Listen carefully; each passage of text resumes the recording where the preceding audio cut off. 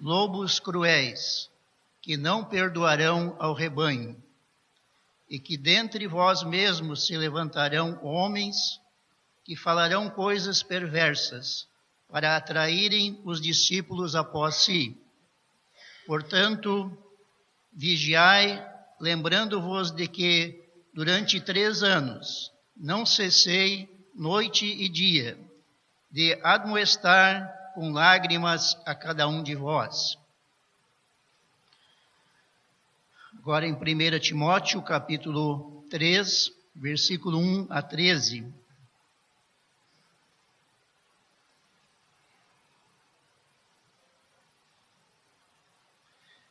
Esta é uma palavra fiel.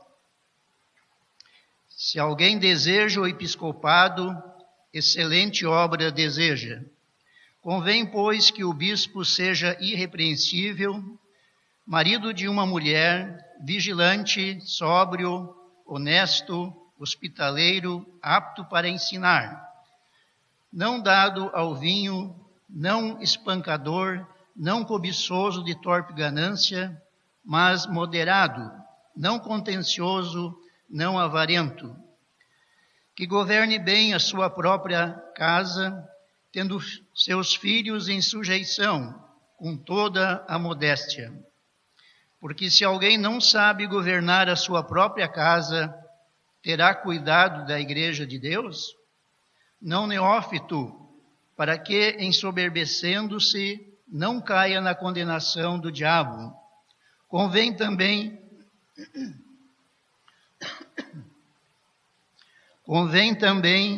que tenha bom testemunho dos que estão de fora, para que não caia em afronta e no laço do diabo.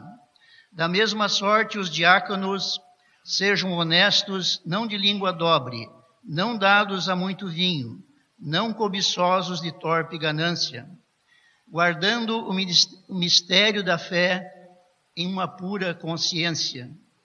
E também estes sejam primeiro provados, depois sirvam, se forem irrepreensíveis. Da mesma sorte, as mulheres sejam honestas, não maldizentes, sóbrias e fiéis em tudo. Os diáconos sejam maridos de uma mulher e governem bem seus filhos e suas próprias casas. Porque os que servirem bem como diáconos adquirirão para si uma boa posição e muita confiança na fé que há em Cristo Jesus. Agora em Atos capítulo 13, 1 a 3.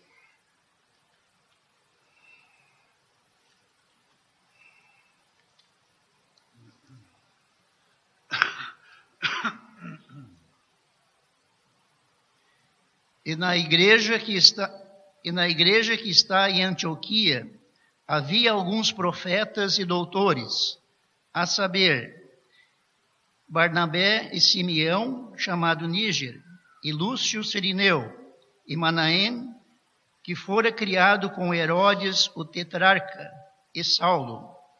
E servindo eles ao Senhor e jejuando, disse o Espírito Santo: apartai-me a Barnabé e a Saulo para a obra a que os tenho chamado. Então, jejuando e orando, e pondo sobre eles as mãos, os despediram. Agora em Atos capítulo 16, 1 a 2.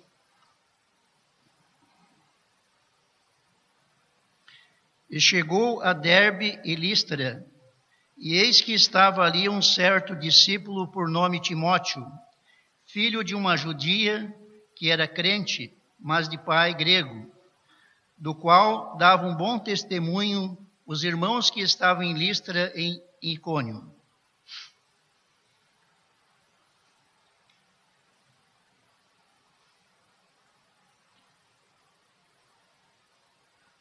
Agradecemos. Eu fico sentado aqui porque realmente eu pretendo fazer 3 aberturas. 3 aberturas breves. Primeiro nós vamos pensar nos anciãos e mais ou menos tenho uma ideia a que hora podemos passar adiante para os diáconos. Segue daí uma breve introdução e novamente, de olho no relógio, vamos passar para os evangelistas. Para mim, os assuntos de hoje são importantíssimos, solenes, e eu espero que consigamos, com a ajuda do Espírito de Deus, aprender o verdadeiro funcionamento dessas tarefas, desses deveres em igrejas. No mundo religioso, ali fora, existem hierarquias. Depois de passar uns anos, talvez, estudando, sai diácono. Mais para frente passa, quem sabe, a ser bispo. E mais para frente, uma promoção a arcebispo.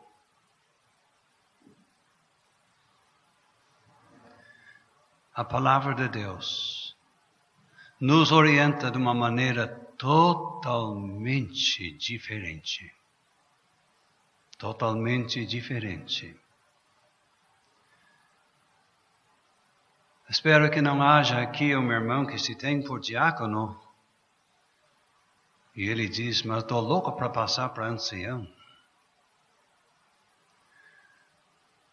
Sua maneira de pensar está totalmente errada. E depois, de repente, para evangelista, não é assim. Só para comprovar isto, eu tiro um minuto para ver a avaliação divina dessas três funções.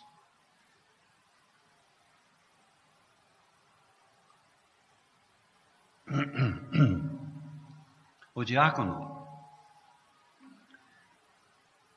aquele que trabalha bem, aqueles adquirirão para si uma boa posição e muita confiança na fé que há em Cristo Jesus.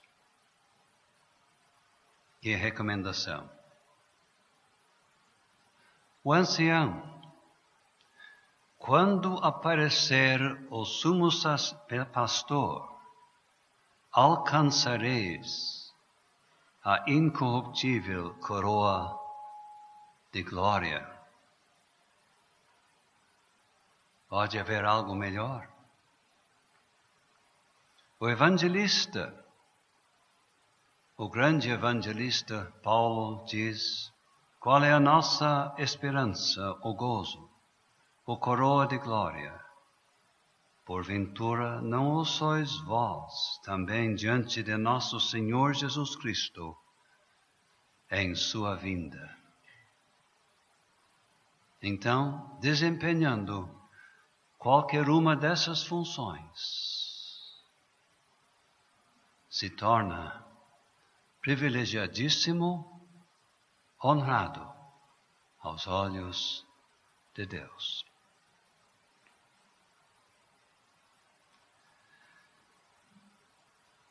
Começamos com anciãos.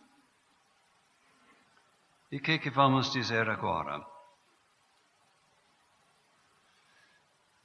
No livro dos Atos, nos primeiros capítulos, os anciãos são os cooperadores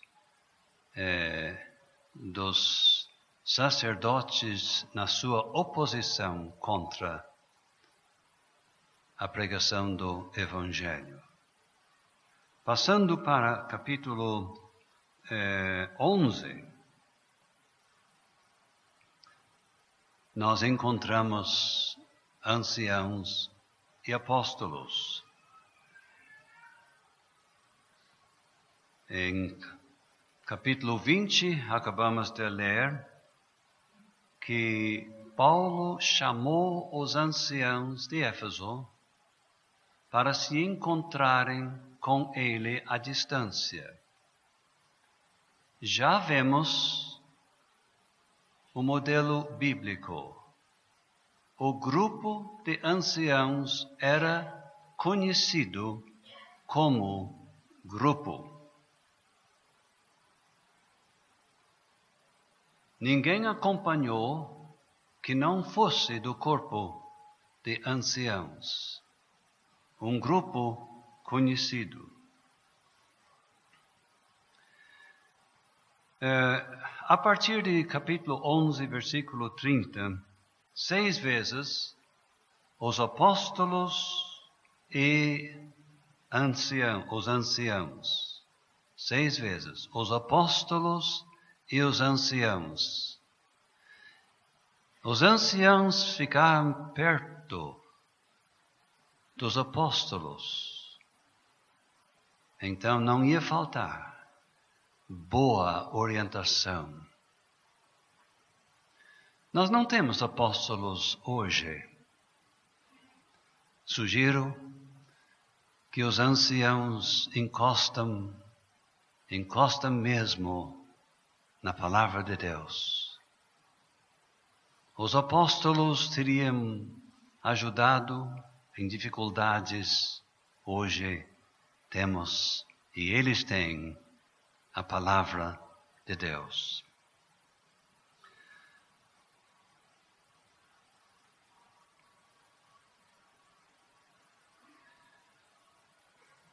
Vamos observar alguma coisa importante de Atos 20. O Espírito vos constituiu bispos. O Espírito de Deus vos constituiu bispos. É Ele que constitui bispos até hoje. Você vê aquele homem de peso, aquele homem da confiança dos santos, aquele homem que atende os crentes novos em seus problemas. Aquele homem que trabalha para manter bom ambiente na igreja. Aquele irmão que não esquenta a cabeça diante de certos sustos. Aquele homem firme levanta-se e alimenta o povo de Deus. Ele não se fez por si sozinho. Claro que ele se dedicou, mas tu vê ali a obra, o produto do Espírito Santo.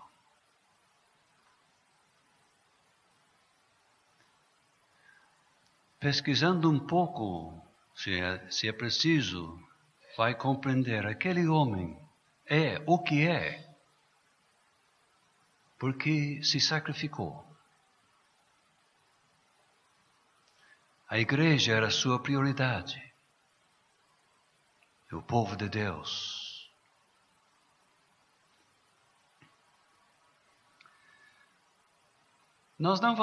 Eu não vou agora nessa introdução entrar em todos os aspectos, todos os detalhes.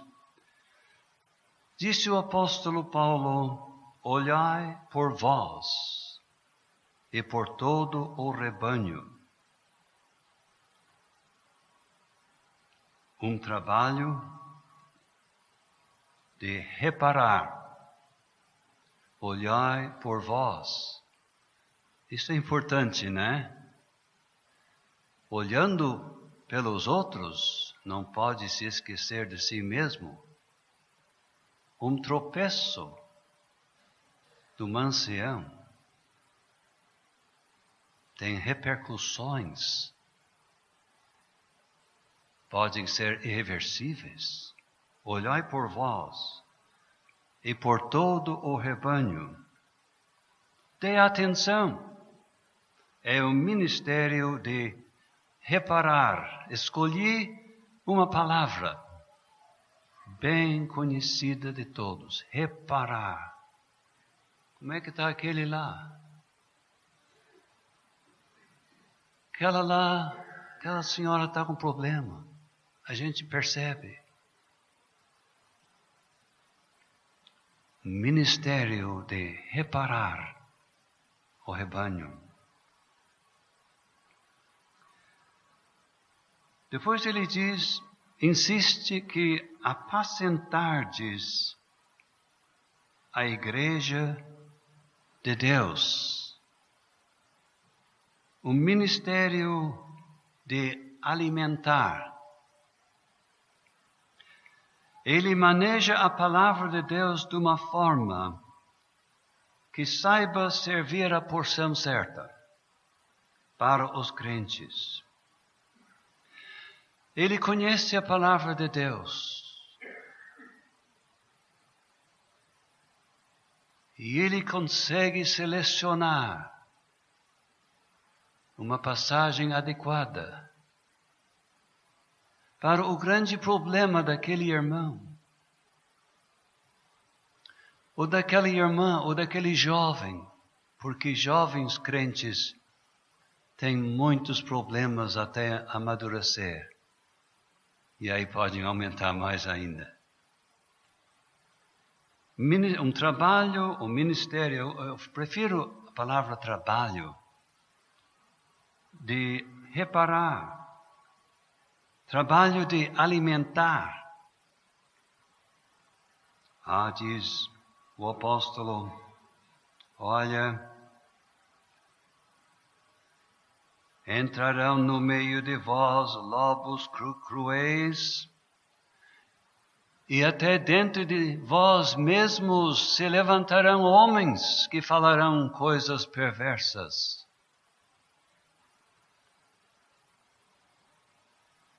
Um trabalho de prevenção. Eu tenho resumido, só para fins dessa introdução breve, 3 trabalhos: ou de reparar, ou de alimentar e ou de prevenção.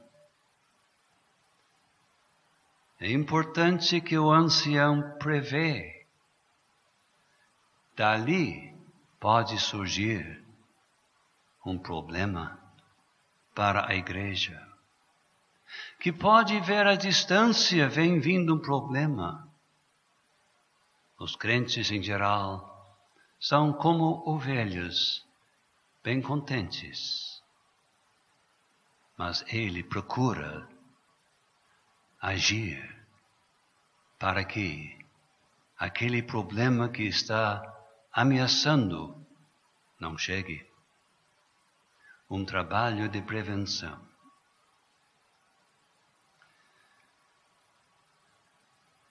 Agora uma palavrinha sobre a motivação. A motivação. O que motiva este homem? Não tinha outro. Eu entrei. Não. Este homem não vai ser o artigo. Meu pai era. Daí entro eu. Não. Esta motivação não vai servir. Não vai produzir o homem certo. está em Atos 20. Para apacentar o rebanho que ele resgatou com seu próprio sangue. O rebanho custou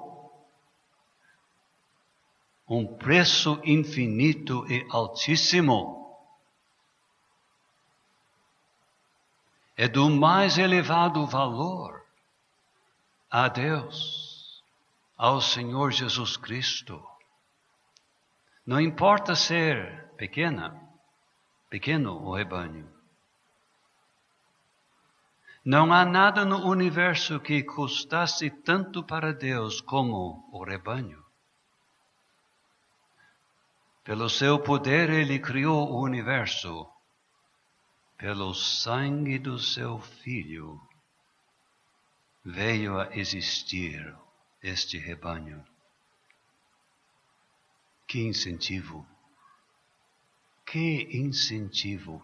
Que vida bem aproveitada, dedicada ao rebanho. Junto com o elemento de motivação, acrescentamos uma palavra de advertência. É ancião. Deus não vai se conformar, se relaxar, ou se pela atuação atinge, prejudica o que ele comprou com o sangue do seu Filho. Então, um resumo agora, que deve ser rápido, e aí essa parte do estudo vai ser entregue para os irmãos perguntar, sugerir, ajudar da forma que podem. Bispos. Encontramos bispos 4 vezes. Se alguém precisa das referências, eu posso fornecer. O bispo é quem olha. Nós podemos ter um pensamento bem diferente do bispo. Vamos deixar ali, lá fora, batina e aquela coisa toda. Não, vamos deixar aquilo lá fora. É aquele que olha, que vigia. Anciãos ou presbíteros, homens de maturidade espiritual. Guias em Hebreus capítulo 13. Pastores, guias. Mas a palavra guia já explica. Que governem, que presidem, que conduzem a igreja com diligência. Fazem frente com capricho. Eles velam, Hebreus 13 e 17, velam pelas vossas almas. O conceito de velam de faltar sono, de não dormir. Isto acontece na vida do ancião. E temos um termo bem óbvio, ter cuidado, em 1 Timóteo 3. Ter cuidado, não precisa explicação. As qualificações, acabamos de acompanhar a leitura. Irrepreensível, não sujeito à censura. Vigilante, parece que o conceito exato é um homem equilibrado. Um homem equilibrado. Por quê? Ele não esquenta a cabeça porque isto complica. para fazer uma análise de uma situação. Sóbrio, moderado, domínio próprio. Quem não sabe governar-se a si mesmo, não sabe governar os outros. Então, irmãos, claro, eu não citei todas as qualificações.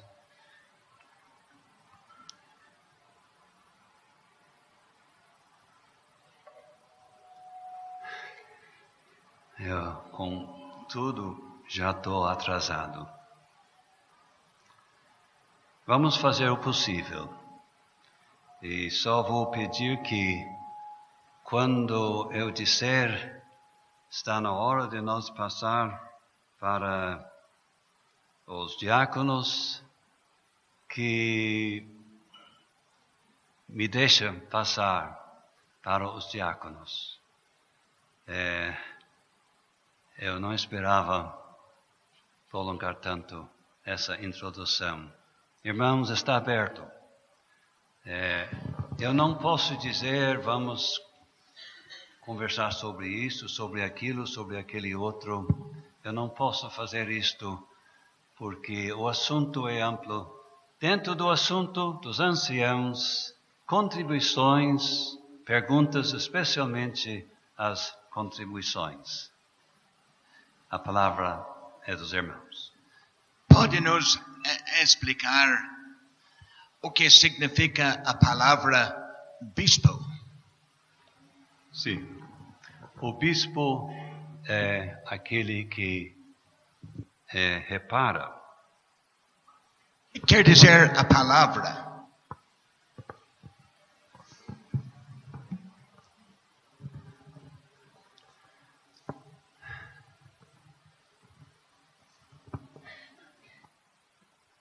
Mais do que isto, quem vai ajudar aí? Realmente, literalmente, a palavra quer dizer olhar sobre. Então, bem como o senhor explicou, tem a ideia de supervisão, de reparar, de cuidar, e destacando o olhar dessa pessoa. Mas o irmão deve querer algo a mais que isto. A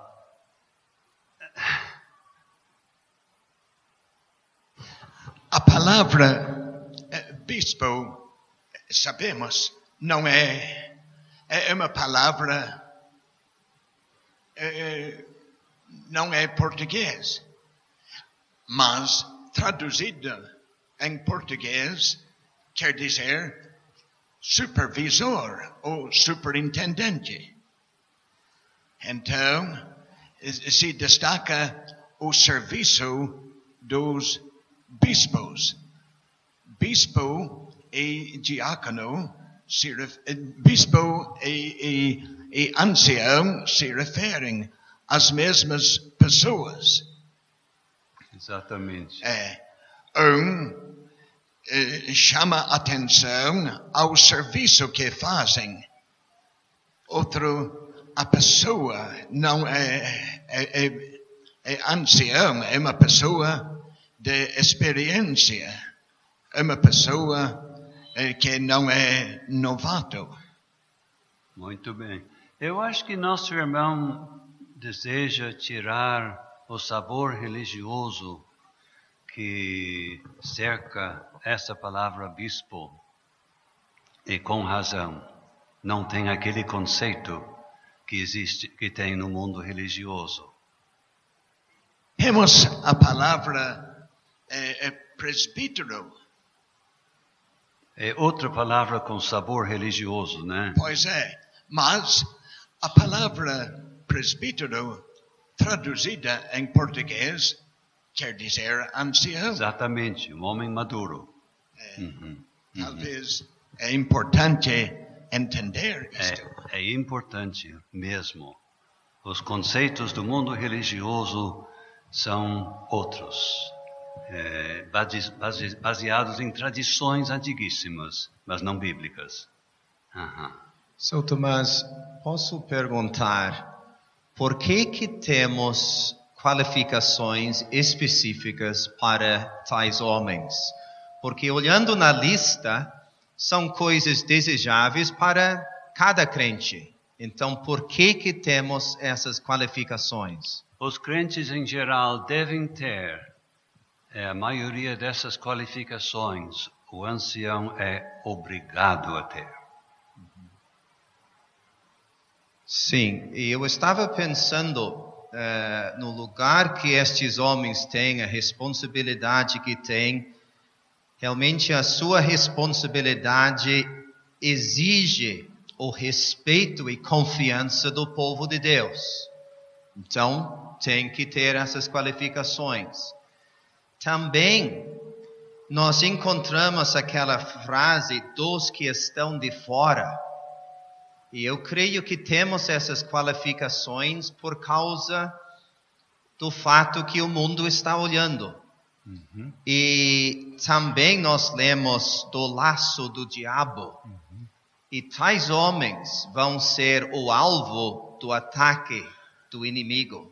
Então, por estes 3 motivos, eu vejo como essenciais essas qualificações. Muito obrigado.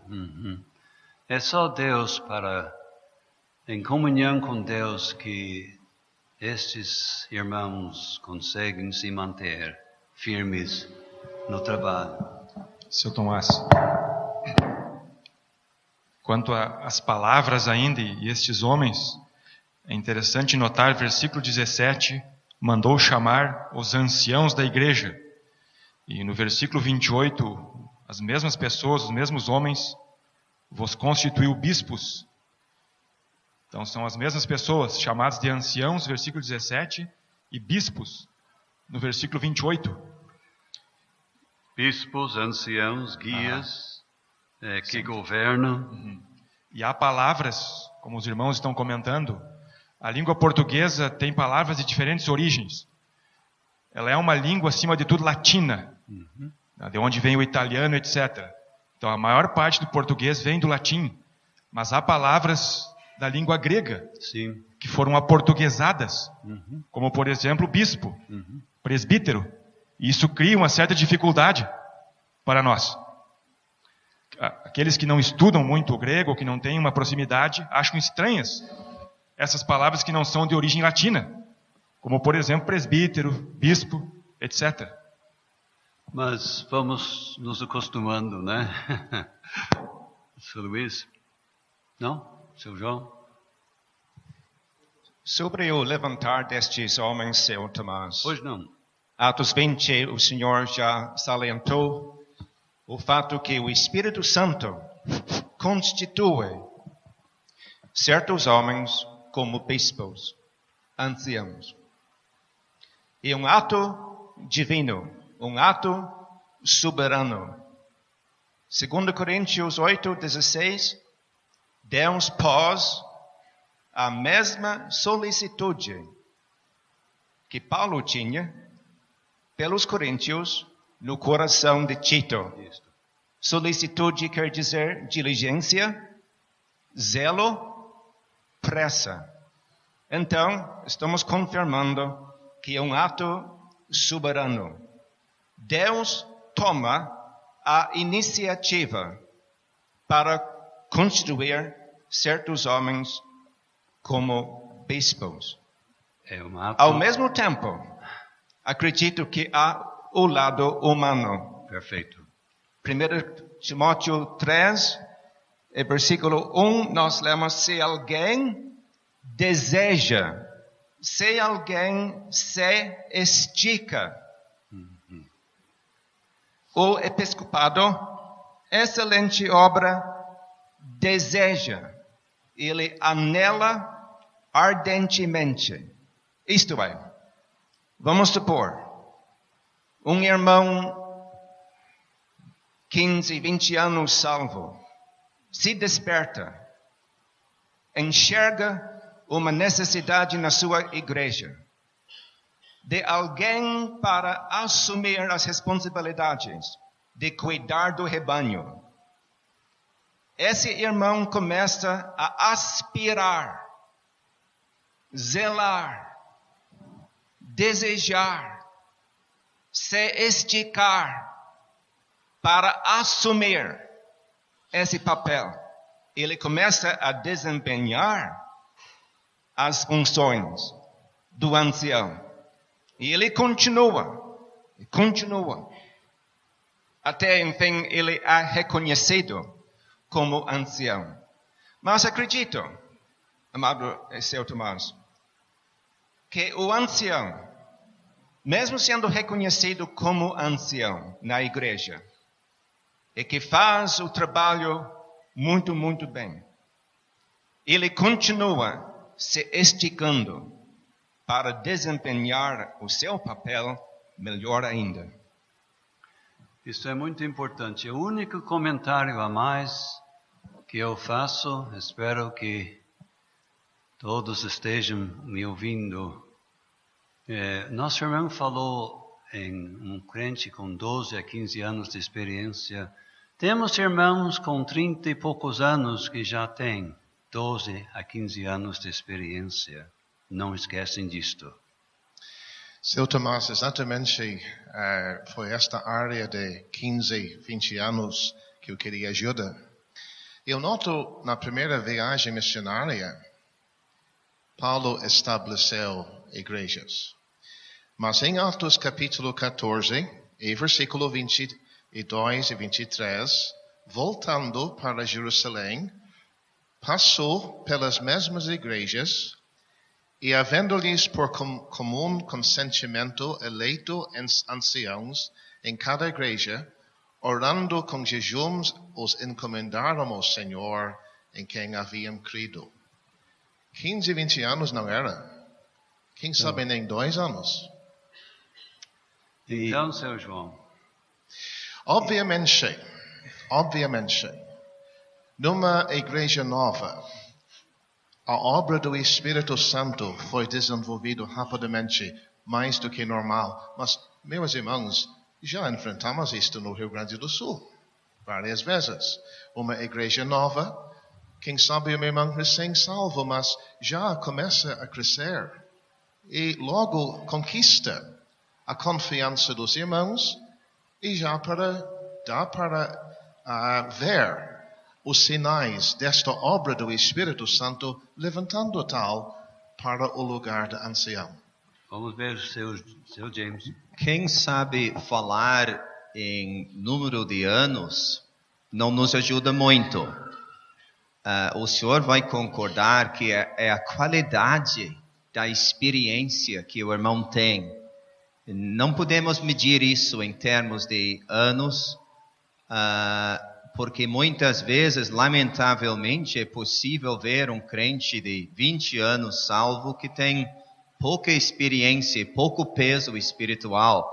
Então, quem sabe melhor deixar fora essa ideia de tempo e falar em crescimento espiritual e progresso nas coisas de Deus e peso espiritual. Seu Tomás, na religião mundana, eles têm as escolas bíblicas e têm as faculdades de teologia e formam pastores. Entre o povo de Deus, nós sabemos que não é assim como está sendo explicado. Então, esses homens, como serão preparados? Quem prepara tais homens? E qual o local que eles são preparados? O local é a igreja. E quem ajuda deve ser os anciãos que já estão atuando. E como? Essa parte é importante. Eu acredito que sejam homens dedicados às coisas de Deus. Homens que sabem o que é estar a sós com Deus. Homens que promovem a vida de oração. E realmente, homens dedicados, destes serão os anciãos. Tem uma coisa, eu acredito, estou inclinado a pensar que igrejas novas, os próprios missionários encaminharam as coisas até um certo ponto. E depois os anciãos apareceram.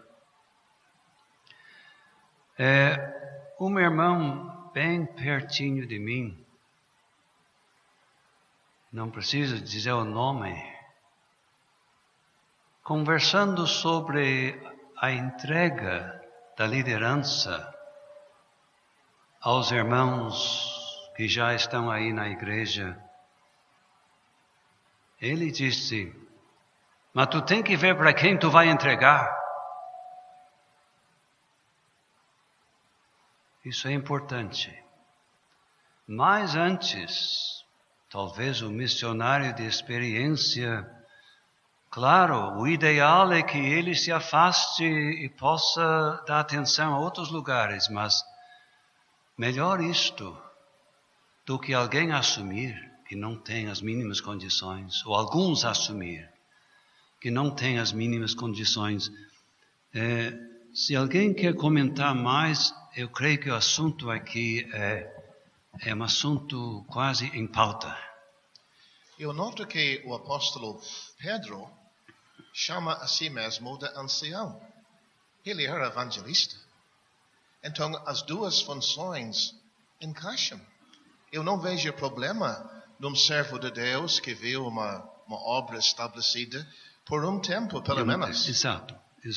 Encarregar para treinar, para ver o desenvolvimento e ver com certeza que a hora está certa para passar. Mas antes isto, do que entregar para coitados que não têm noção. Seu Tomás. Pois não, Roberto. Os irmãos falaram há pouco de 12 ou 15 anos de experiência cristã, mas tem muitos irmãos aqui hoje que já têm esse tempo e mais do que isso de salvação e não são anciãos nas igrejas. Não é para pensar, bom, eu já tenho 15 anos de salvação, então eu já sou ancião. Não. Olha, irmãos, o único motivo de eu sou culpado de eu falar em 12 a 15 anos. Para um irmão tal, não se desculpar, não. Eu só tenho 33 anos, 34 anos. Ancião, não. Só isto. Que poderia ser uma desculpa. Foi o único motivo, né? Eu sei que a idade não é que decide. Então, que mais? Seu Tomás, eu tenho uma preocupação, é por isso eu falo. Porque eu gostaria de animar os irmãos mais jovens para pensar na possibilidade de um dia assumir a função de ancião. Mas esse irmão, mesmo 5 anos no caminho do céu, tendo interesse no povo de Deus, pode começar a visitar as viúvas, pessoas que estão em casa por causa da doença. Ele pode começar a ministrar a palavra, dando boas palavras de conforto, ânimo, exortação nas reuniões da igreja, continuando na escola de Deus, fazendo essas visitas regularmente. Dá para entender e imaginar que esse irmão acaba ganhando a confiança de vários irmãos na igreja. Automaticamente quase. Ele acaba fazendo o trabalho de ancião. E será, enfim, reconhecido. Então, a gente disse 15, 20 anos de experiência. Bom, eu só usei esse número. Mas pelo menos o ancião tem que ser maduro. Não um recém-convertido. Ele tem que ter a confiança dos irmãos. Isso leva tempo. O resumo do que nosso irmão está... Nós acabamos de ler as qualificações dos anciãos. Estas qualidades não aparecem de um dia para outro, mas estas qualidades devem se manifestar ou começar a se manifestar desde a conversão do crente.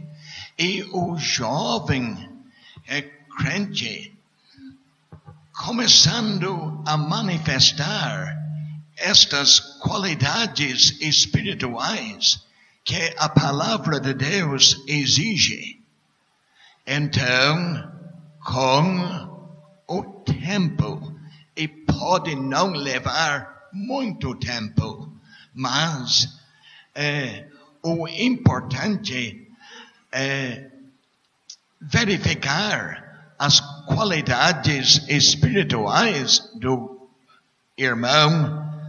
Então, os crentes vão conhecer e reconhecer os tais. O meu irmão não se torna ancião na hora que for indicado para se juntar com os outros. Ele é indicado porque já tinha as características de ancião. Seu Tomás. Seu Lindsay. 1 Timóteo 13:1. Esta é uma palavra fiel. Se alguém deseja o episcopado, excelente obra deseja. Episcopado, corpo de anciãos. Essa palavra aparece 4 vezes no Novo Testamento. 2 vezes é traduzida visitação. Visitação. Referindo-me aos anciãos neste momento, para esses irmãos desempenhar a sua função de modo eficaz. Visitas no lar são essenciais. Absolutamente essenciais. Porque o ancião, visitando o crente no lar, dá oportunidade para o crente se abrir. Porque eu acredito que os irmãos se abrem mais facilmente na esfera doméstica. E por isso, visitas pessoais são necessárias. Seu Tomás, estou exagerando? Não, é perfeitamente correto, e quando ele sai, ele deve ter deixado aqueles crentes ou aquela senhora, ou que seja, melhor do que quando ele entrou. Mais Sim, animado. Exatamente, seu Tomás, porque esse irmão sai, depois daquela visita, equipado com informações. Ele tem assunto sobre o qual ele tem como orar, e até essas visitas vão acabar colorindo o seu ministério. Porque ele vai receber informações, ele vai perceber necessidades, então ele vai incorporar isso no seu ministério da palavra. Deixa-me dizer, João, só um momentinho. Ele vai receber, muitas vezes, informação confidencial e ele guarda segredos, é indispensável que ele saiba guardar problemas íntimos. Seu João. Ouvimos sobre visitas na casa do crente. Eu noto em 1 Timóteo 3, a sua própria casa deve ser aberta. Ele deve ser hospitaleiro. Seu Tomás, temos que abordar um assunto sensível. Tem que governar bem a sua casa. Quer dizer, a sua família. Eu sei que a versão atualizada em Tito capítulo 1 diz filhos salvos. Eu não vejo esta necessidade, mas filhos fiéis. Quer dizer, de comportamento de acordo com o mando da casa. Estão obedecendo. Irmãos, como isto, eu queria ouvir. Diz a palavra de Deus aqui em 1 Timóteo 3, que governando bem a sua casa, parece que se torna uma preparação de como governar a casa de Deus. Sim, o lar é uma escola. Pois é. É uma escola. Ali não é fácil às vezes como governar. Irmãos, eu sinto que neste estudo até aqui, quem sabe tem um ponto que devemos nos lembrar. A seriedade de ser um ancião. Sim, solenidade A e seriedade. solenidade. Quer dizer, no tribunal de Cristo, este irmão vai ter que prestar conta. Então, não é uma coisa leviana. Eu só quero ser ancião. Não. Muito contrário. É um trabalho que deve ser com bastante exercício diante de Deus. Quem pesa a responsabilidade, ele assume tremendo. Seu Tomás, Greg aqui. Pois não. Eu noto entre as qualidades em 1 Timóteo, marido de uma mulher. Quanto às visitas, é necessário ter a mulher, a esposa ao lado, porque de vez em quando visitar uma viúva sozinha não convém. Concordamos e 100%. Certas visitas acompanhada da esposa. E a esposa, ela, em tudo, tem que ser exemplo também. O pessoal fica de olho e talvez tenha razão. Ela tem que ser um exemplo também. Marido de uma mulher, nós entendemos que realmente não estipula que ele tem que ser casado, mas que ele é um homem na presença de quem qualquer senhora está absolutamente segura. Não tem facilitação na sua atitude.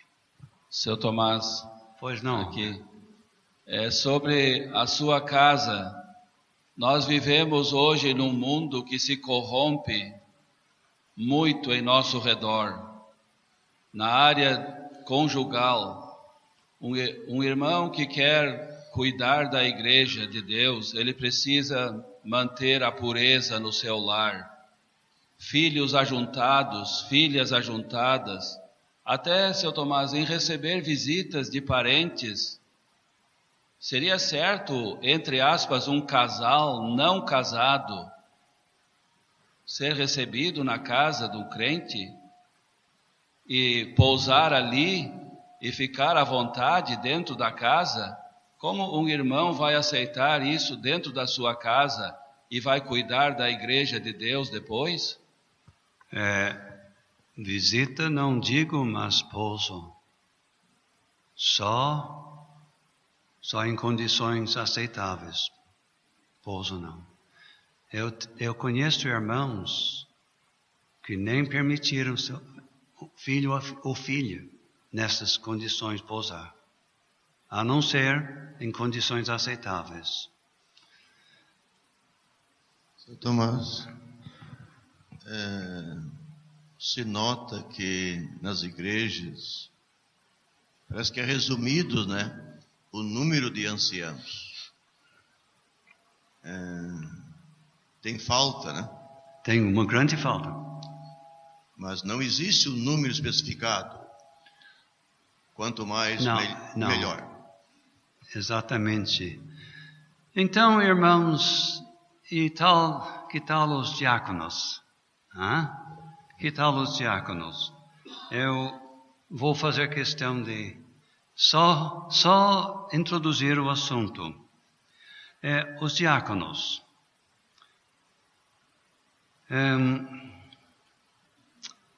Este termo também é um termo aportuguesado, da língua grega. E realmente aparece 4 vezes no nosso Novo Testamento, mas a palavra realmente aparece 28 vezes. Como servo. É usado do Senhor Jesus, Romanos 15, 8. Usado de Paulo e Apolo, 1 Coríntios 3, 2 Coríntios 6.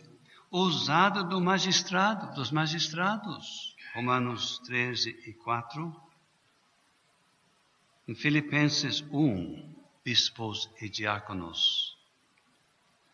Em 1 Timóteo 3, bispos e diáconos. Então, o termo se refere a um servo de Deus. Mas, quando aparece como, em Filipenses 1, bispos e diáconos, 1 Timóteo 3, bispos e diáconos, realmente se refere a irmãos ativos na igreja local. Então, o que estão fazendo? Eu vejo que eles têm que guardar o mistério da fé em uma pura consciência. Então eles têm que conhecer os princípios bíblicos. Porque podem abrir o estudo, podem dar ministério, eles têm que saber.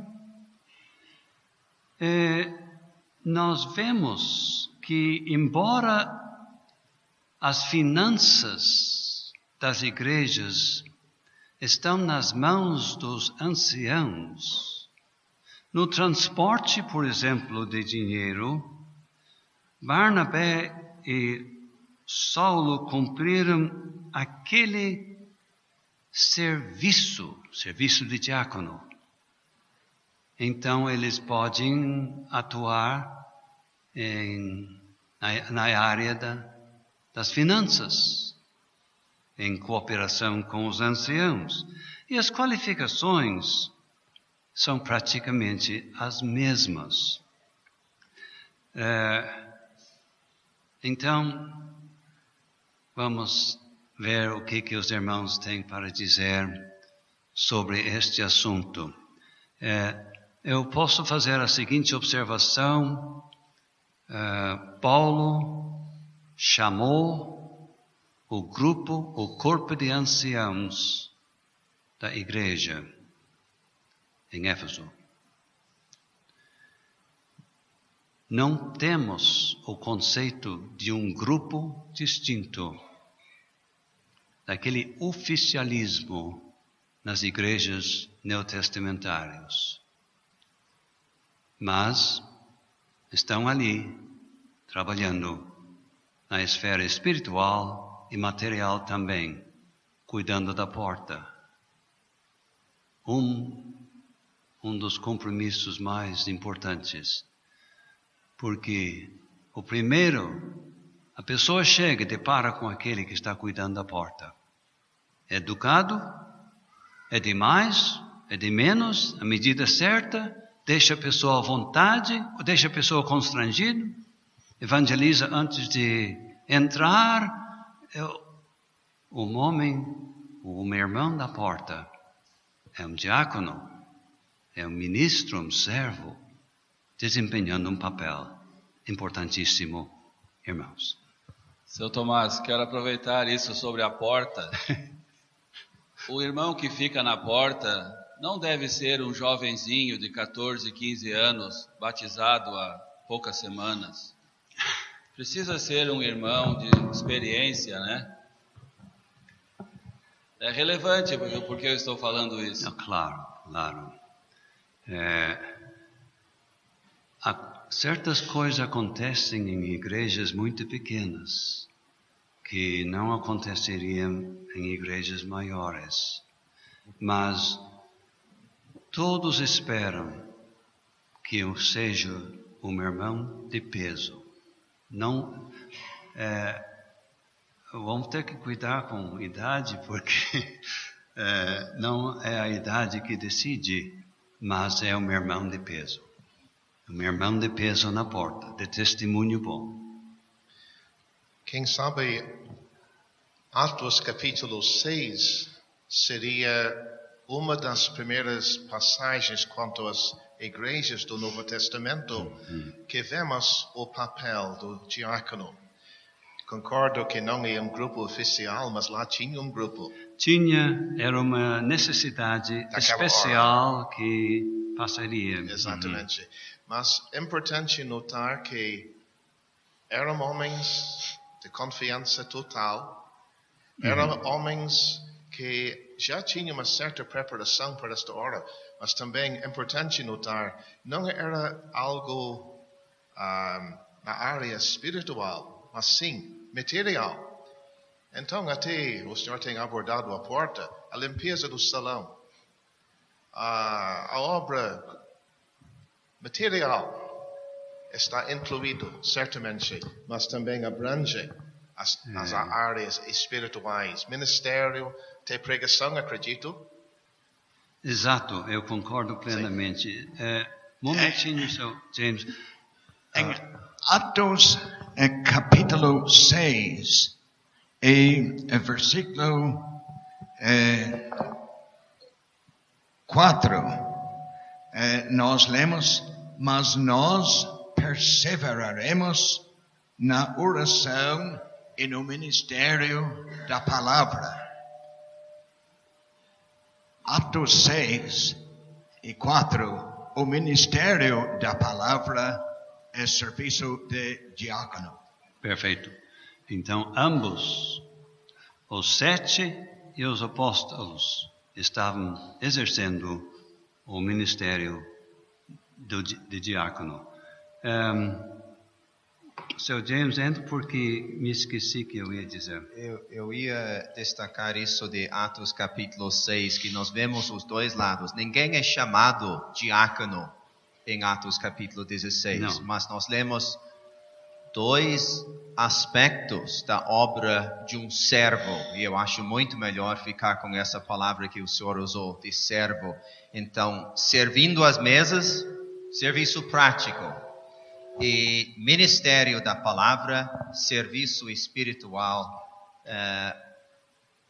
Para os 2 tipos de serviço, precisa de homens espirituais. Quem sabe nós teríamos pensado, não, mas para servir mesas, vamos escolher aquele irmão que é dono de restaurante. E ele seria o irmão indicado para fazer isso. Ele tem experiência nisso. Não, escolheram varões de boa reputação, cheios do Espírito Santo e sabedoria. Então, até para fazer serviço prático, é necessário ter qualificações espirituais. É interessante, eu sempre tenho pensado naquela passagem, talvez alguém teria pensado, para servir as mesas, vamos escolher algumas irmãs para este serviço, mas nenhuma irmã aparece aqui neste capítulo, mas irmãos, e qualquer irmão não servia. irmãos de alta qualidade espiritual. Seu Luiz, ainda em cima do que o seu James comentou, os dois aspectos, o aspecto prático e o aspecto espiritual. Quanto ao aspecto prático, o senhor já mencionou que a respeito da contagem do dinheiro, da guarda do dinheiro, da movimentação do dinheiro, depende da confiança, né, dos irmãos, da igreja, ou seja, alguma coisa que um diácono faz, né, e assim como outras atividades que está a cargo da decisão dos irmãos da igreja, daqueles que estão à frente da igreja. Ou seja, nesse aspecto prático, há a necessidade de envolvimento da igreja e da confiança daqueles irmãos. Sim. Quanto ao aspecto espiritual, nós vemos Deus capacitando esses homens para, assim, instruírem o povo. E aí nós necessitamos de observar as qualificações. E essas qualificações nós vemos tanto como o senhor já destacou também, há uma repetição das qualificações, né? Dos anciãos e dos diáconos. Por quê? Porque estes homens, eles têm que ser homens que o povo de Deus possa ter como exemplo para serem seguidos. O senhor concorda?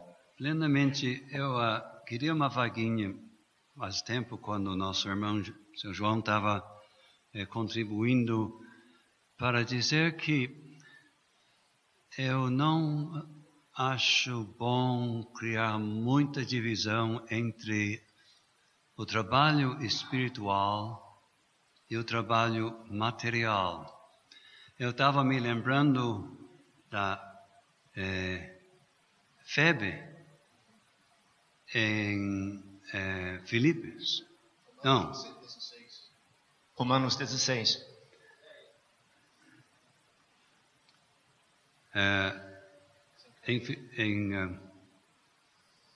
Aquele que abriu a casa. Lídia, desculpe, pessoal. A Lídia ofereceu a casa na condição de que os apóstolos a achassem digno. E vemos quando, antes de partirem, eles chegaram lá. Então, aquela senhora ofereceu a casa. Isso não é só oferecer. Vai haver um local. Olha, podemos nos reunir aqui. Deveres. E tu pensa bem, eu posso imaginar boas reuniões, o apóstolo Paulo explicando que não teria se fossem se reunir na rua. Então, deixar um salão em condições dignas para os crentes ter horas prazerosas é uma contribuição muito valiosa. E não devemos pensar, o outro faz. Um salão relaxado no aspecto não é um bom testemunho. E eu queria destacar este assunto também da ligação entre o material e o espiritual. E eu creio que um bom exemplo seria Estevão. Ele foi escolhido para servir mesas em Atos capítulo 6, mas escolheram com cuidado um homem espiritual, cheio do Espírito Santo. E quem começou fazendo aquele serviço prático, logo está pregando. E logo se torna um homem muito útil entre o povo de Deus.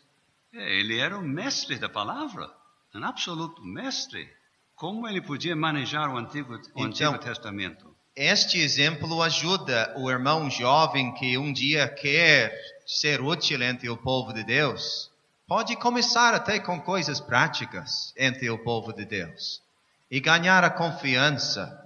E cuidar muito com aquelas qualificações. E daqui a pouco vai ter uma utilidade espiritual. Para não facilitar em tempo de jovem de uma forma a comprometer seu futuro nas coisas de Deus. Sim. Seu Tomás, eu busco esclarecimento. Esses irmãos de grande valor que fazem faxina no salão, limpeza, e nós apreciamos muito o trabalho deles. Devem ser considerados diáconos? Servos? Eu penso que sim. Eu não tenho outro pensamento, não me lembro de ter outro pensamento. Não. Pessoas de testemunho que fazem aquilo por amor a Cristo. Sim, mas uma pessoa recém-salva pode fazer faxina? Se o procedimento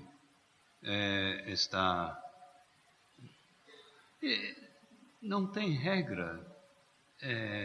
Se o procedimento está de acordo e ele inspira confiança, então, de repente, pode ser incluído.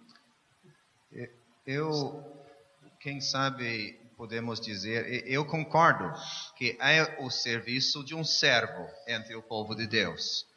Mas quem sabe deveríamos dizer, e eu acho que os irmãos concordam com isso, que quando lemos as qualificações de 1 Timóteo 3, a passagem não está pensando principalmente em quem limpa o salão. Está pensando naquele contexto mais no lado espiritual do servo. Seu Tomás.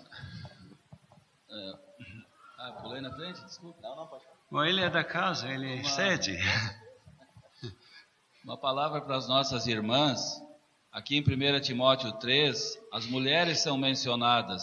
Se referem às esposas dos anciãos e dos diáconos? Se refere às esposas dos diáconos e anciãos. Então, se essas irmãs, sendo mulheres salvas, claro, o seu marido desempenha serviço assim tão importante na igreja, convém elas também andarem no mesmo nível que eles, né? A imagem do marido é atingido pelo bem ou pelo mal, conforme o comportamento da esposa, sendo ela uma senhora salva. Não tem dúvida. Seu Luiz? Seu Tomás,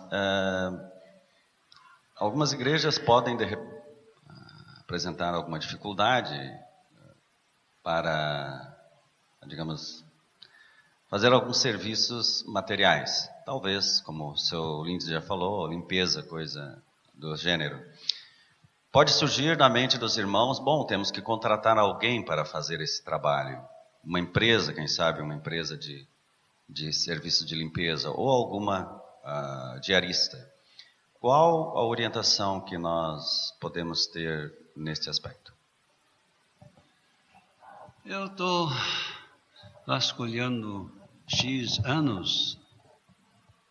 Eu não me lembro de ouvir de um caso de contratar uma empresa. Mas talvez o irmão tenha. Eu não me lembro de ouvir isto acontecer. Em princípio, contrata um pintor para pintar.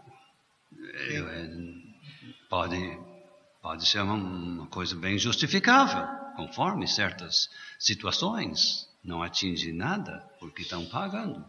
Paga direitinho e pronto.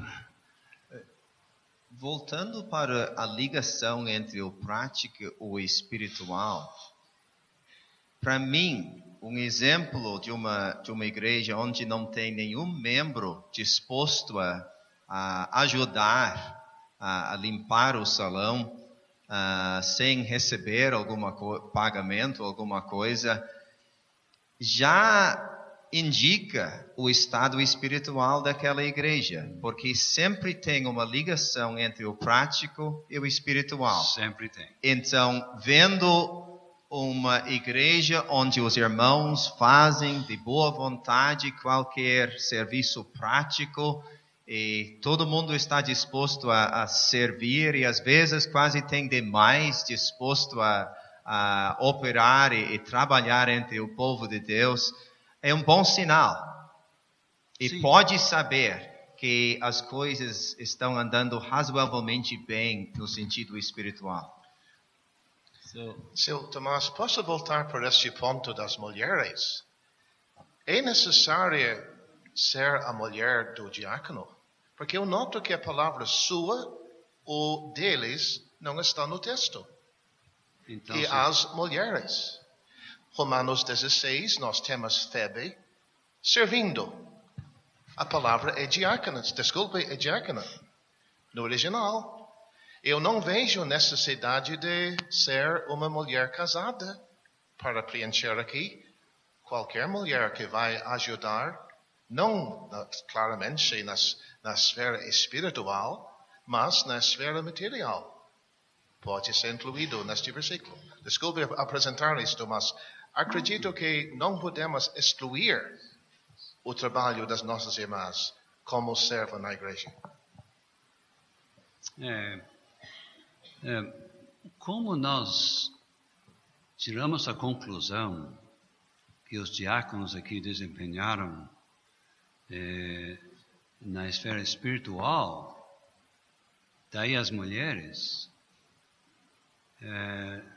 eu acho que se refere às esposas, porque podemos então elas concluir que elas vão atuar na esfera espiritual. Sim. Mas o exemplo de Febe não nos ajuda. Ela era serva na igreja de Sincreia. Sim, mas eu acho que precisamos voltar e olhar de perto no contexto de 1 Timóteo capítulo 3, como o seu Tomás está dizendo, eu creio que estamos pensando aqui mais na esfera espiritual. E sim, eu sei que a palavra é usada muitas vezes no Novo Testamento, inclusive da Febe, e obviamente ela serviu no sentido de hospitalidade, nós vemos isso na passagem, mas eu não vejo isso aqui. Eu vejo principalmente qualificações necessárias para serviço espiritual. E sendo assim, eu pessoalmente não tenho dúvida que está falando das esposas. Seu Tomás, isso que o nosso irmão Luiz Antônio falou antes, eu sei de um caso de uma irmã já com idade que fazia a limpeza do salão durante muitos anos e depois não tinha mais condições. E ela pagava uma parente não salva para ir lá e fazer uma limpeza, uma faxineira, fazer uma limpeza lá no salão. Nunca deu problema, mas talvez não seria o ideal, não sei. Talvez não seja. Sr. Carlos? Eu queria falar um pouquinho também sobre o mesmo assunto, que, como o Roberto falou, às vezes os crentes estão todos de bastante idade, tendo dificuldade para certos trabalhos no salão. E outra coisa que muitas vezes é feita uma lista daqueles que vão limpar o salão, abrir o salão. E se o irmão vem para mim e diz, posso te colocar na lista? Não vou dizer que não, mas às vezes, talvez eu não queria ir para a lista. Entende?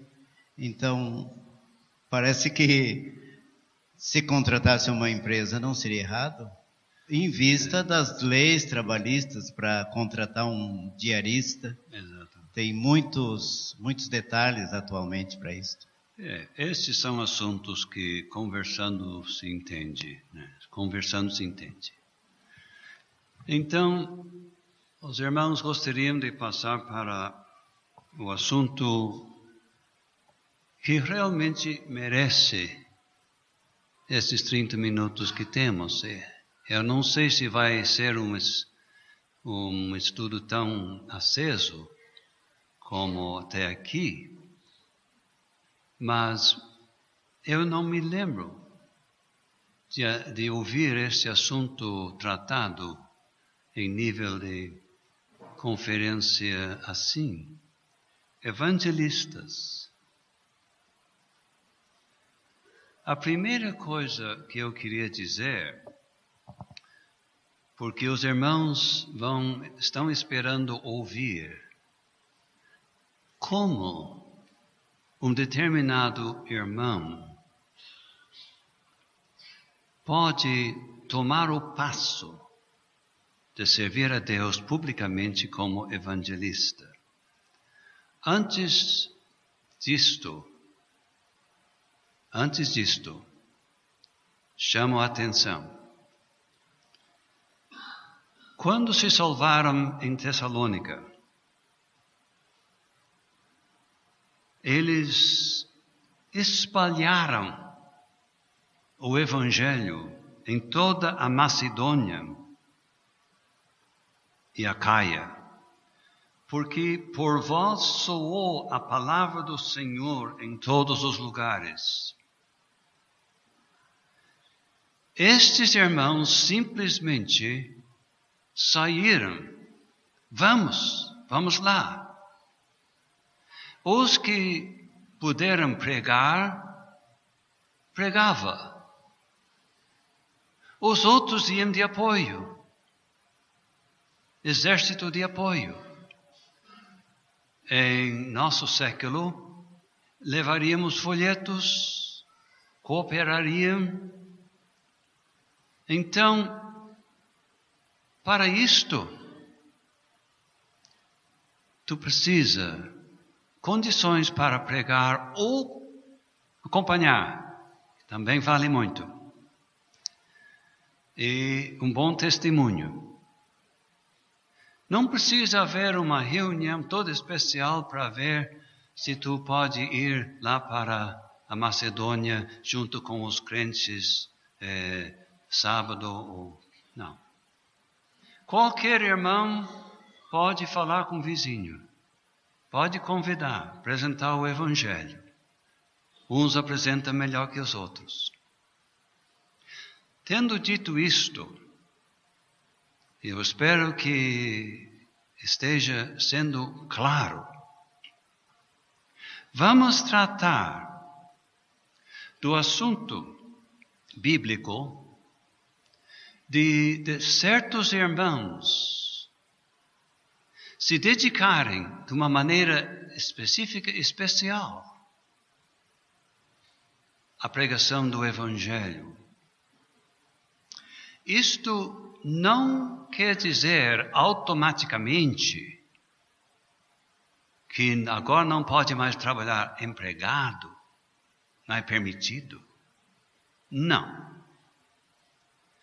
De modo geral, no Novo Testamento, os irmãos, estes, se dedicaram integralmente à obra de Deus. Mas sabemos que Paulo trabalhava em determinadas situações. Então, queremos tratar deste assunto. Como acontece do meu irmão tomar este passo? Em Atos capítulo 13, um grande avanço do Evangelho em território gentílico estava em pauta. Nós observamos, irmãos, que não havia nenhuma leviandade. Era uma hora soleníssima. Jejuaram aqueles irmãos, esperaram em Deus, cônscios da solenidade do momento. O passo grande a ser tomado. Não estavam aí com pressa. Essa reunião está demorando muito. Não. O ambiente era soleníssimo. Naquele tempo, havia profetas através dos quais Deus falava. E de repente o Espírito Santo se manifestou, coidoeu, através de um daqueles irmãos. Separai-me, Saulo e Barnabé para a obra. Apartai-me a palavra, a Barnabé e Saulo para a obra a que os tenho chamado.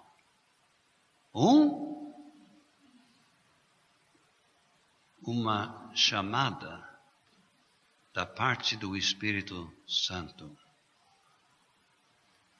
Uma chamada bem declarada. Dois, os candidatos já estavam ativos.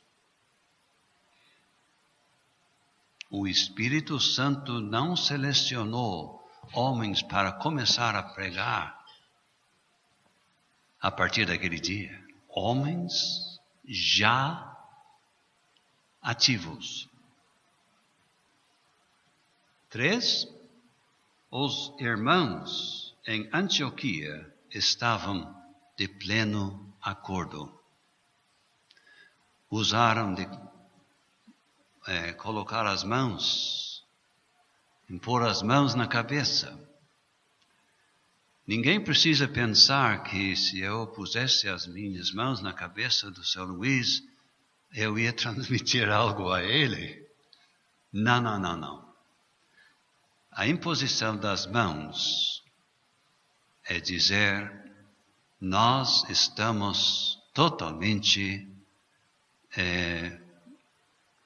apoiando este passo que tu está tomando. Então, pode o caso de Timóteo não ser tão dramático, mas enfim, não é nada diferente. O caso dele, juntando todas as passagens, Paulo não disse, olha, Timóteo vai comigo, eu vou levar ele na obra. Não. Ele seguiu os princípios. Este irmão, ele tem um bom testemunho dos irmãos em 2 igrejas. Primeiro lugar, a dele.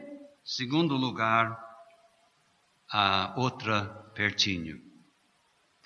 Observe bem. Primeira lealdade, a igreja a qual pertencia. Em segundo plano, a outra que me foge nesse momento. Icônio, muito obrigado, João. Bom testemunho. Então, Paulo, um apóstolo experiente, viu nele um candidato apto. Isso tem peso. Nós sabemos que Paulo não ia convidar qualquer um. Ele sabia o que era a obra de Deus naquele tempo. Mas em 1 Timóteo 4, nós vemos que realmente havia uma comunicação divina, estabelecendo o talento, o dom de Timóteo.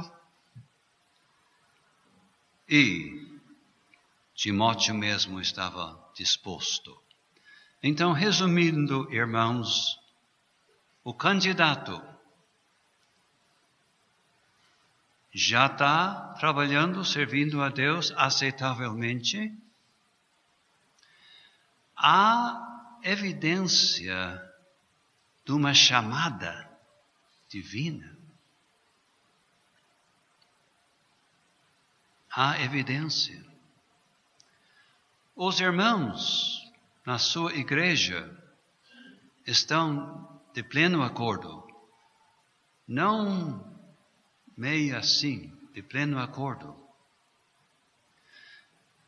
Essas são as condições para um irmão tomar este passo. Agora, irmãos, temos 20 minutos. Se manifestem. Essa palavra evangelista, obviamente, deriva-se da palavra evangelho. Evangelista seria proclamador das boas novas. anunciador das boas notícias. Então, esse irmão tem o dom de anunciar o Evangelho.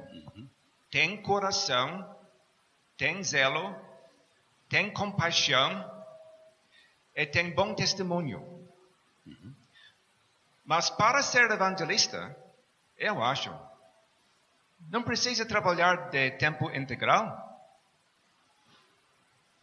Eu conheço irmãos que têm emprego, mas são evangelistas. Porque além de pregar o Evangelho domingo de noite e até mesmo em séries, tem um jeito especial de anunciar o Evangelho nos intervalos no lugar de trabalho. Para mim, é obra de evangelista. Eu não posso dizer que o dom de evangelista se limita a estes que têm sido indicados dessa maneira decisiva, como Timóteo e Paulo e Barnabé.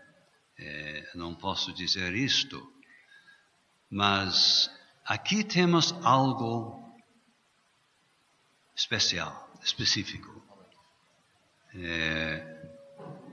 E sobre isto que queremos conversar.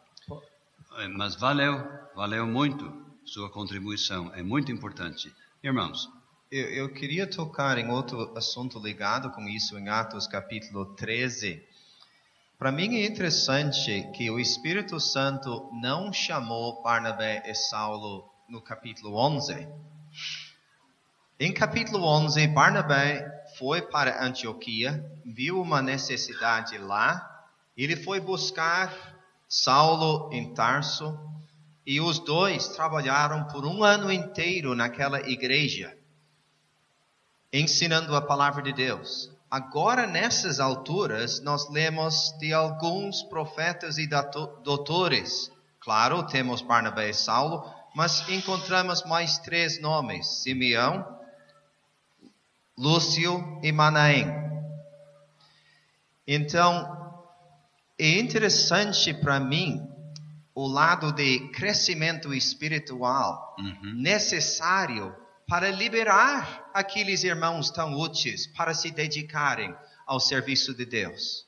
Então, para mim, este é um lado importante do assunto que para recomendar alguém para a obra de Deus ou para a graça de Deus seria muito fácil, mas exige muito daqueles que ficam. Será que nós crescemos o suficiente para liberar um irmão tão útil? É importante isto. Então, se eu entendo certo, Sr. Tomás, a chamada individual não está aqui no capítulo. Era algo que já tinha acontecido na sua experiência de Barnabé e Saulo.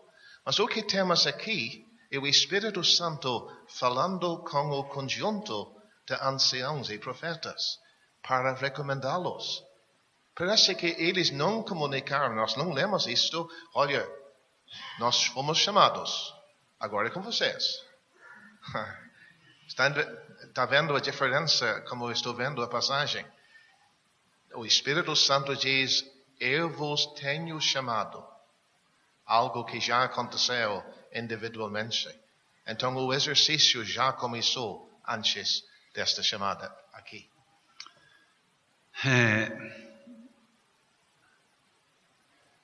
O que eu vou dizer? Se houvesse a mínima reserva, tornou-se absolutamente claro naquela hora. Os homens podiam seguir convictíssimo que nossa chamada é do Espírito Santo. O senhor bem sabe o que eu estou guardando. Não sei, não eu sei. Estou tentando ver a diferença entre um jovem tentando agitar, olha, eu quero ser recomendado. Meus irmãos, para aí. Estes anciãos tiveram uma experiência, eles, com Deus. confirmando o que deviam fazer.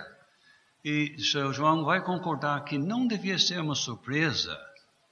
Normalmente os anciãos estão esperando. Pois é. Não devia ser se é uma surpresa, tem algo de errado. Mas o que tem feito por... Faz pouco eu estava lendo sobre a experiência do nosso amado irmão que faleceu neste ano, seu Ronaldo Watterson. Pois não. Estava pregando em Portrush, estava trabalhando, e alguém disse para ele, tu está indo para o Brasil? Ele disse, eu não sei. E quando ele falou com os anciãos, eles falaram, faz tanto tempo nós esperávamos isto. E eles estavam conscientes da chamada dele antes dele falar. Espero que todos estejam ouvindo. O que nosso irmão está destacando é o que encontramos no capítulo. Não é uma tradição nossa, é bíblico. Acontece. Então, nós temos a operação divina na vida dos homens. Nós temos a operação divina na vida dos anciãos para reconhecer os homens certos. Mas mesmo assim, depois do Espírito Santo revelar, no caso, de uma maneira tão clara, mesmo assim nós lemos jejuando e orando e pondo sobre eles as mãos. Apesar da clareza do caso, obviamente sentiram o peso do momento, que isso não é pouca coisa. Era o avanço inicial do Evangelho no mundo gentílico. Era um desafio. A perseguição e a oposição. Não era. E nós devemos dizer, irmãos, não é coisa leviana. Estou falando pausadamente. Não é coisa leviana tomar o passo de dedicar a sua vida à obra do Evangelho. Só faça isto se sente obrigadíssimo. Não tem outra coisa. Porque, olha, é um passo com muitas sequelas para o bem e muitos problemas também. Seu Tomás, pois de não. acordo com Efésios 4, pois não. A esfera do trabalho dos evangelistas é bem mais ampla. Não se restringe a uma igreja local. Isso é interessante notar. Muitos crentes às vezes não entendem isso. Por exemplo, o servo de Deus às vezes está pregando numa cidade, de repente vai para outra. É o trabalho do evangelista. Muitos crentes não entendem. Falam, mas os crentes... só passa viajando. Talvez o lugar dele é aqui. Já está lá em outra cidade. Então, esses homens foram dados ao corpo, nós lemos em Efésios 4. Sim. São dons que não são locais, como é o caso do ancião, do diácono. Isso é muito importante. O missionário, ele luta para ficar desempregado na igreja local a qual ele pertence. Que não dependa dele. Que não dependa dele. Para que ele possa se dedicar.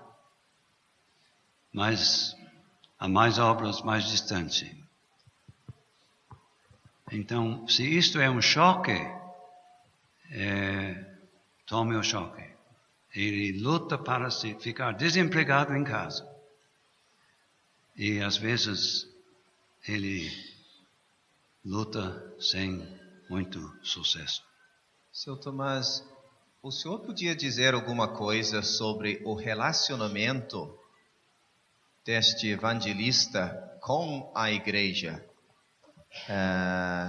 depois de ser encomendado à graça de Deus? Ele fica totalmente independente daquela igreja ou como é que fica o relacionamento dele? Mas no final do capítulo 14, eles voltaram e forneceram relatório. Mas é interessante que nada se fala em dinheiro. Nada. E quando o Senhor Jesus, em Mateus 28, encaminhou os discípulos, nada falou em dinheiro. Os sacerdotes deram dinheiro para os guardas mentir quanto ao corpo do Senhor Jesus, mas o Senhor Jesus não tocou no assunto de dinheiro, só disse: eis que estou convosco todos os dias. Isso é importante.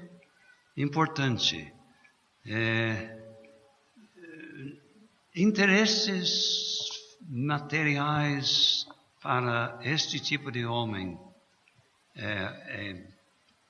em segundo lugar. Sim, e deveríamos lembrar que ainda estamos pensando num tipo específico de servo ou diácono, porque Paulo fala de si mesmo, pregando o evangelho, como ministro. Ele usa a palavra. Então, a mesma coisa, as mesmas qualificações aplicam, que já estudamos em 1 Timóteo capítulo 3, e isso atinge também o assunto do dinheiro. Seu Tomás, esta reunião é de grande importância porque nós estamos tratando de assuntos que podem, enfim, servir para encaminhar um jovem irmão aqui ao seu serviço espiritual. Já falamos sobre ancião, diácono, servo, evangelista. Olha, como o Senhor destacou bem no início desta reunião, são 3 serviços de grande importância. Eu gostaria, neste ponto, animar os irmãos mais jovens para pensar no trabalho de evangelista, para evangelizar, anunciar as boas novas, surgindo oportunidades para fazer isso. Mas se esse irmão descobrir, depois de, vamos dizer, 5 anos, que há um conflito entre o seu trabalho de evangelista e o seu emprego, está na hora para ele tomar uma decisão.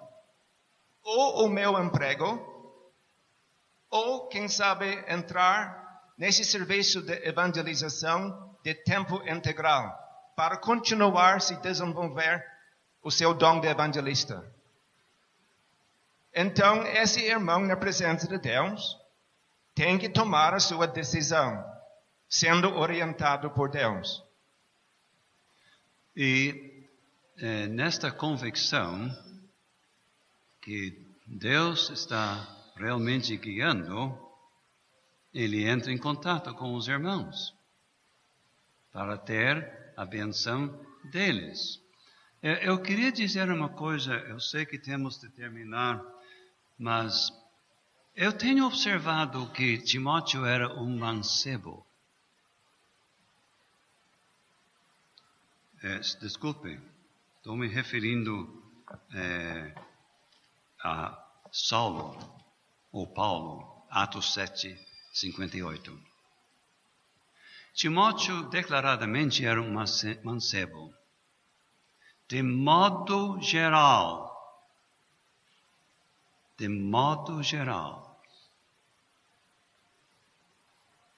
Deus põe a mão em homens mais jovens. Aqueles discípulos que o Senhor Jesus chamou, a gente percebe que Pedro e João ficaram velhos, eram novos. Então, de modo geral, irmãos mais jovens que tomam o passo que estamos tratando hoje. Tome nota. Pode haver casos excepcionais, mas de modo geral. Então, tome a sério a sua vida. Se Deus o salvou em jovem, não perca tempo. Não perca tempo bobeando por aí. Tome a sério já a sua vida. E outro princípio, seu Tomás, que nós vemos nestes dois capítulos, 13 e 16, um irmão mais jovem saindo com um irmão de mais experiência. Então, Marcos, capítulo 13, e agora Timóteo. Ele era muito jovem, mas ele não saiu sozinho no início. Ele saiu junto com homens de peso e ele podia aprender junto com eles. Esse é um princípio muito importante. Seu Tomás, Seu Roberto. O assunto é bem precioso, mas nos diga alguma coisa sobre os irmãos que vão ajudar na reunião da pregação do Evangelho, nas reuniões normais da igreja, domingo de noite, falar na escola dominical. Tem igrejas que têm vários irmãos que servem de várias maneiras, mas nem todos têm capacidade e são ajudados lá na plataforma. Nos ajude quanto a isso, seu Tomás. Este assunto está dentro do assunto do dia. Nunca deve colocar um homem para pregar para lhe agradar. Nunca. Agradar o homem para lhe agradar. Ele vai ficar sentido, não dando uma chance para ele. Nunca se deve colocar um homem para pregar que não tem condições. Não tem condições. Ele pode não ser um pregador, vamos dizer, de mão cheia, mas nunca se deve colocar um irmão que não tem condições de apresentar a mensagem de uma maneira aceitável. E nunca deve colocar um homem só para ele não se ofender, só para ele ser incluído, porque só perde com isto. Perde e ele também. Ele também. Em outras funções ele desempenha bem, bota ele na plataforma e todo mundo vê, mas o homem não tem condições. Ele perde imagem. Imagem que ele bem podia ter em outras esferas. Então, isto para mim é muito importante. Muito importante. Mais alguma coisa, seu Roberto? Escuta, alguém concorda comigo? Não? Estou sendo muito rigoroso? Certamente, concordamos. O que o evangelista prega? 2 Timóteo capítulo 4. Pregues a palavra, faze a obra de um evangelista. Nós temos uma abençoadíssima Bíblia, com uma fonte de riqueza sem igual. Não precisamos perder tempo com tanta coisa às vezes. Nós temos a palavra de Deus para ser pregada. Tanta coisa, o que... Às vezes histórias e coisas que... Tem histórias bem colocadas numa pregação que até ajudam, mas muitas vezes nós ouvimos histórias e coisas que só empobrecem aquela hora na plataforma. Histórias devem ser resumidas. Resumidas. Não que a história se torne parte predominante. Resumidas e aplicadas. A realidade é, seu Tomás, aqui no estado nós temos igrejas pequenas e muitas vezes irmãos com pouca habilidade.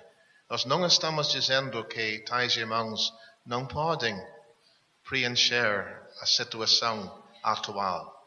Mas eu animo até as irmãs a usar o papel da Ana, orar que Deus levante os homens que possa preencher a necessidade. Seu João, nos meus tempos, eu já vi irmãos e parecia que não ia dar pregador. Não tinha como. E a necessidade existia. E sabe que conseguiram dar a volta por cima. Eu já vi isto. Então, podemos animar, irmãos, nessa situação, que vai humildemente com Deus, que pode se aumentar